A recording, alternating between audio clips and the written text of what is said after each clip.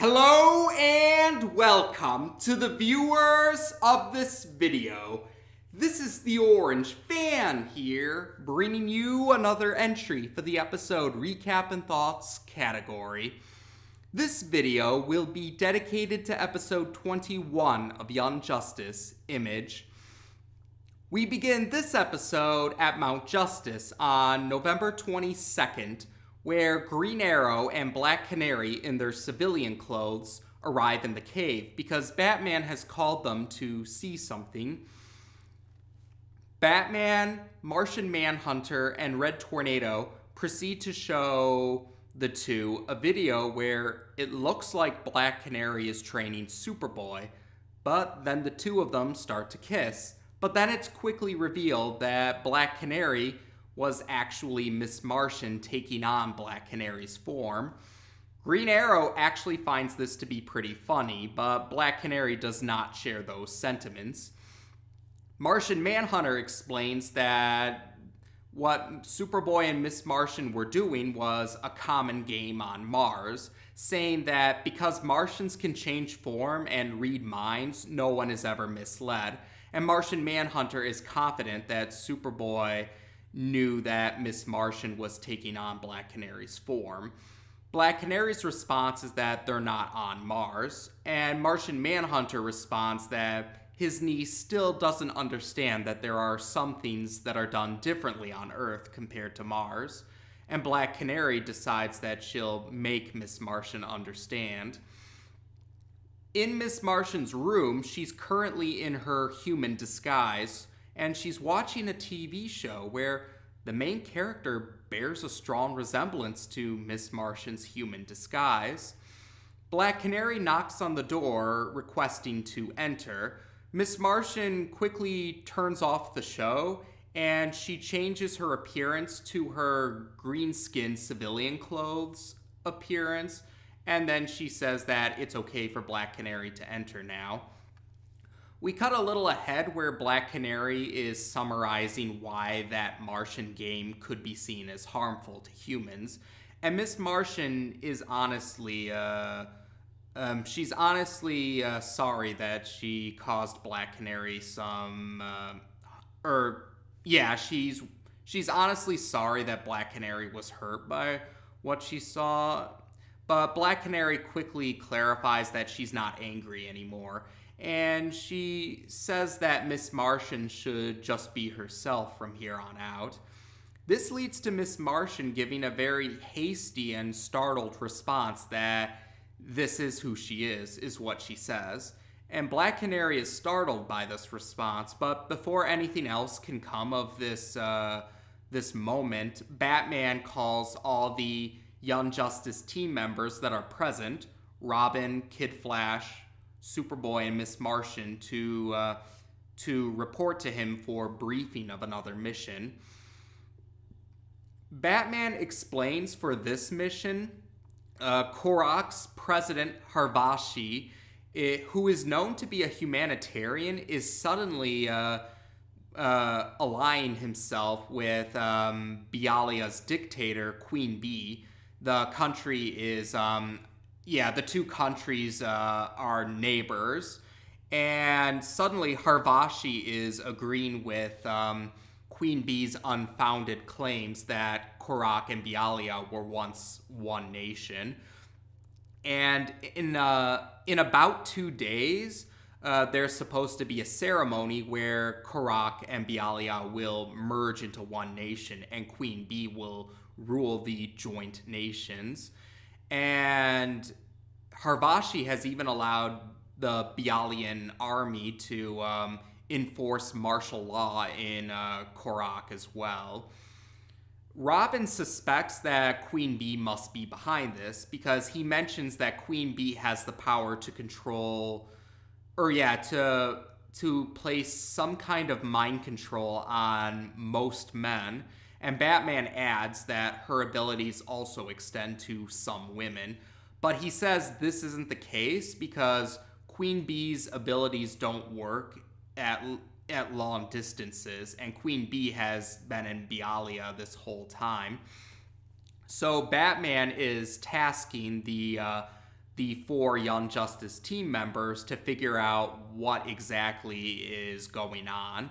And because Aqualad is busy helping Aquaman with a different mission, Batman is entrusting Robin to be the team leader, saying that he's the most logical choice. But Robin is a bit hesitant to take up the mantle of leader after the events of Failsafe. So we see the Young Justice team members for this mission. They're now in Qurac. More specifically, they're close to the border between Qurac and Bialya. And they happen to be flying over an animal sanctuary, and Miss Martian is quite surprised that it's the Logan Animal Sanctuary. Robin questions if Miss Martian has heard of it before, but then they see some Bialyan tanks and Bialyan soldiers are going through this border, which is causing a stampede of wildebeests.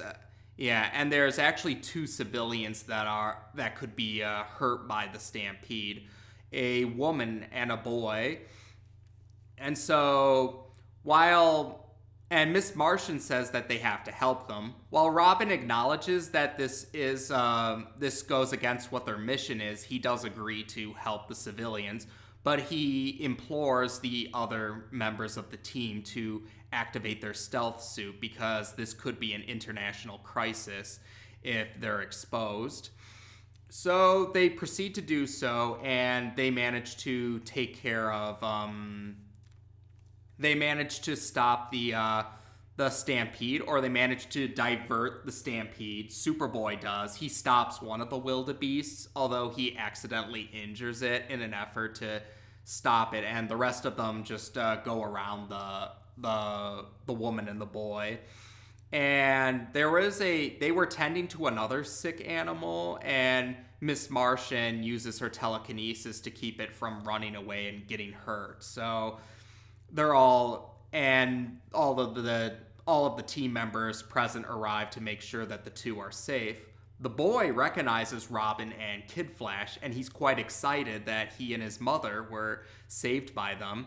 Kid Flash also makes a point to introduce them to Superboy and Miss Martian, who's currently in camouflage mode. Kid Flash lets Miss Martian know that the coast is clear now. She doesn't have to be in camouflage mode anymore.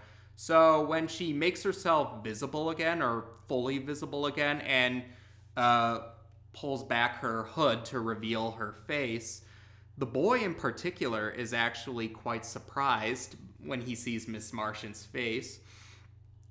The woman introduces herself as Marie Logan. Miss Martian recognizes her, and Marie also introduces the boy as her son, Garfield Logan.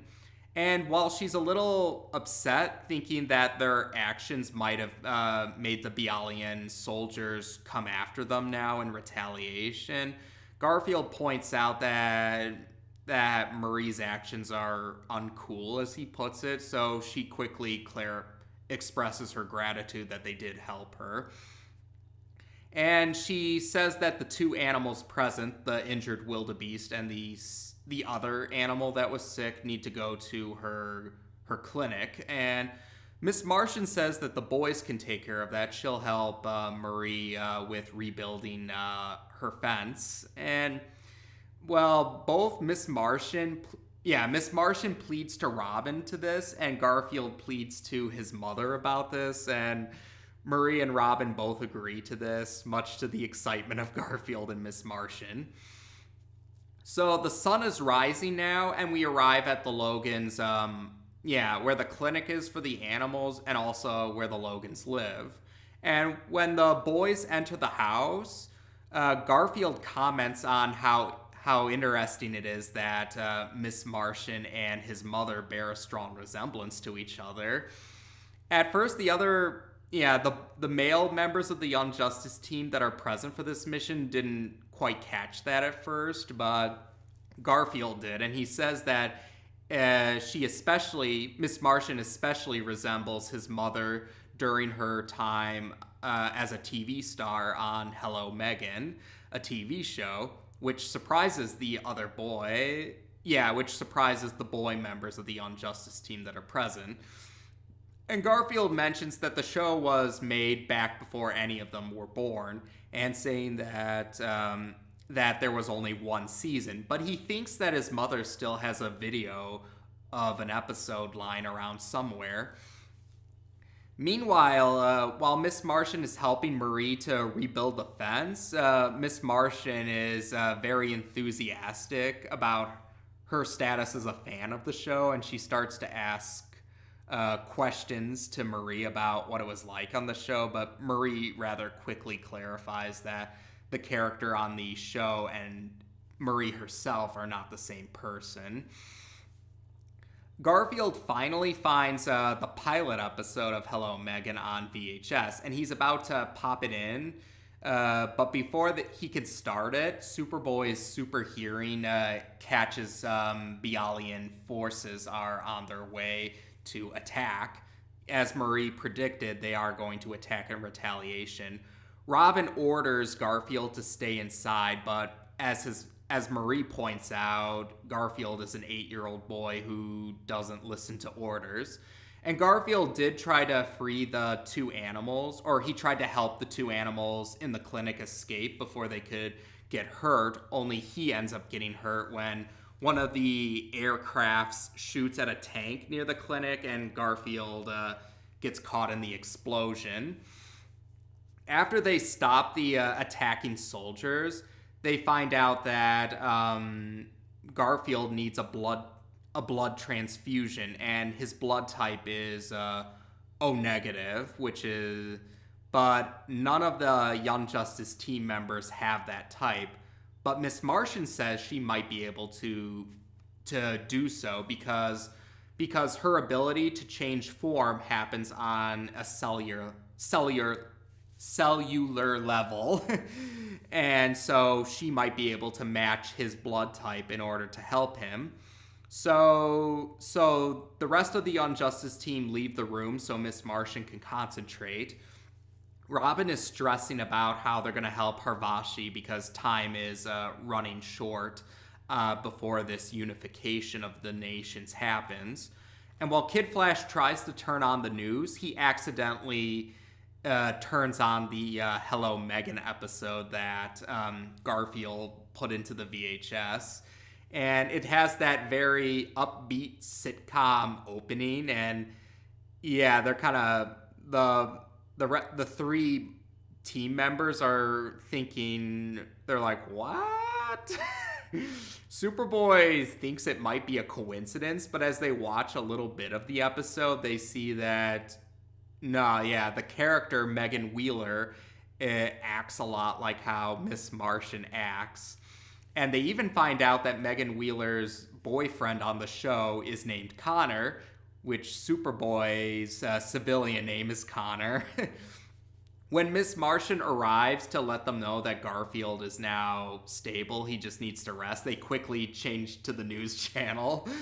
And when they see Harvashi giving another report to the news, Miss Martian recognizes Simon behind him, and they figure that Simon must be the one who's put Harvashi under mind control. So it's now November 23rd, and they're now in the capital of Qurac. And that's where it's nighttime, and they're going to try and help Harvashi and stop Simon, because now they know how they're going to go about their mission. But when they reach Harvashi, a group of Bialyan soldiers are there to face off against them, and they have technology from Apocalypse as well. Miss Martian leaves to go fight Simon, so the three other members of the team have to fight the Bialyan soldiers and protect Harvashi. But Miss Martian, when she enters the room where Simon is, he attacks her, pointing out that he sensed her presence if she can sense his presence. And he says this time he's prepared to use her greatest fears against her. He overpowers her with his abilities, and he forces her to transform into her true form, a white Martian. We then see that the rest of the team managed to defeat the Bialyan soldiers, and they saved Harvashi, who's with his daughter now. So they go to help Miss Martian, but they're brain blasted into becoming unconscious. But it was Miss Martian who did this, not wanting them to see her true form. Simon applauds her for this, but says it was unnecessary because he has recorded footage of Miss Martian's true form. She tries to attack Simon in retaliation, but now they're both in the mental realm now, where Simon pries deeper into Megan's fears. There's the fear of the rest of her teammates fearing her and shunning her because of her true form, being kicked off of the Injustice team and being banished to Mars. But she's also fears Superboy rejecting her. And Simon comments she'll probably do anything to keep any of that from happening. Miss Martian agrees and proceeds to attack Simon. He tries to claim that he knows she won't do anything she'll regret, but her response is that he doesn't know anything about her. We then cut to the male members of the Injustice team regaining consciousness, and Miss Martian greeting them in her usual appearance, the appearance she usually takes on, and saying that Simon was the one who brain blasted them, but she took care of him.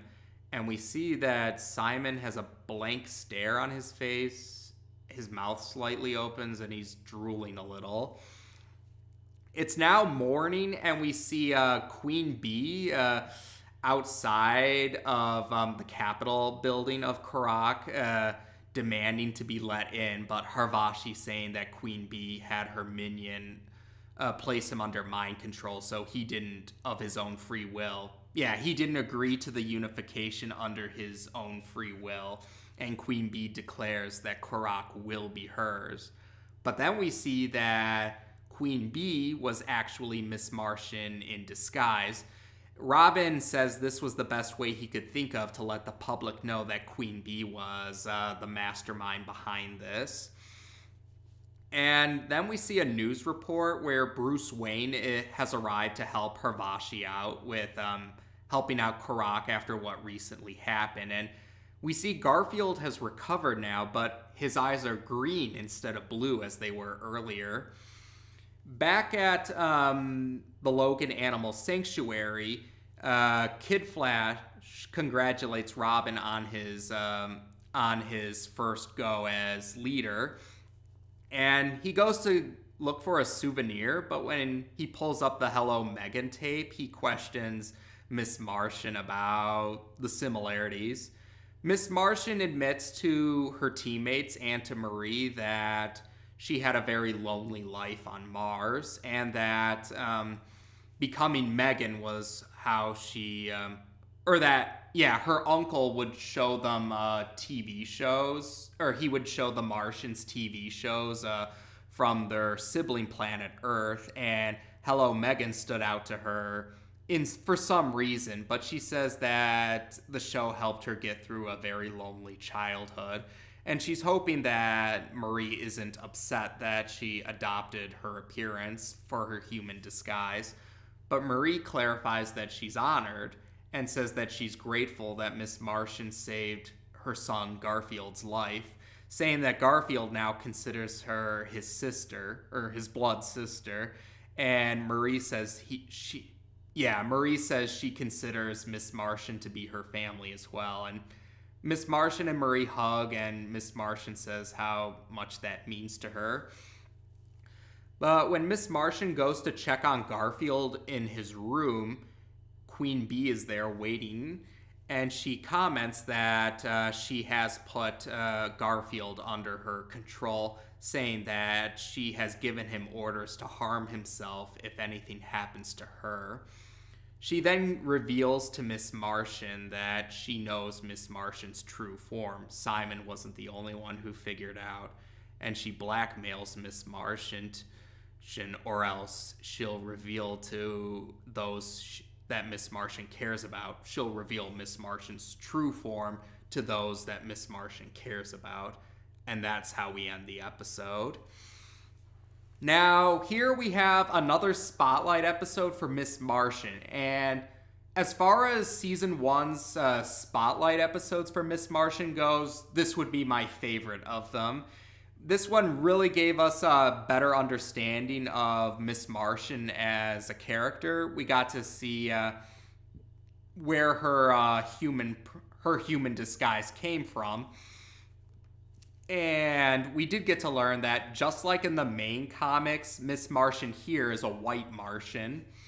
Now, for those who might be confused, because in the main comics, Martian Manhunter and Miss Martian aren't related to each other, but they actually are related in this adaptation, in the universe of Earth-16. This is an example of related in the adaptation. The answer that Greg Weisman gave is that Martian Manhunter's sister is Miss Martian's mom, and Miss Martian's dad is a white Martian, so yeah, that's why she's a white Martian. And he explains that the green Martians and the white Martians aren't the only race of Martians, at least if we're using like an equivalent to the different races of humans. There's also red Martians, too, and I believe Greg Weisman said they're considered royalty, or Martian royalty. So that was pretty cool. We got a little insight on that. That was a nice behind-the-scenes detail, but yes, to clarify, Miss Martian and Martian Manhunter are uncle and niece in this particular adaptation. And the other big thing about this particular episode was Garfield Logan.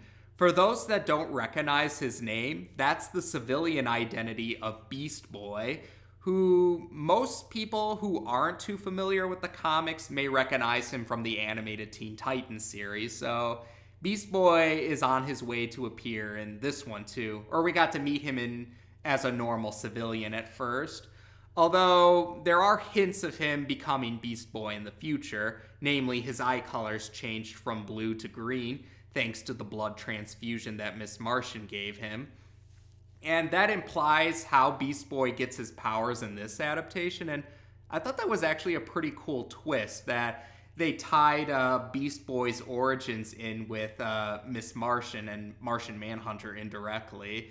It was kind of a nice way to kind of unite different characters and put a new spin on these characters.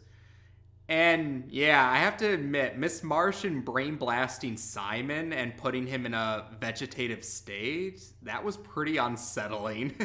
Especially how right after that scene where she brain blasted him, she's kindly trying to see if her teammates are okay after they're regaining consciousness. That contrast really was unsettling, but very effective. Great job on the crew members of the Young Justice show there.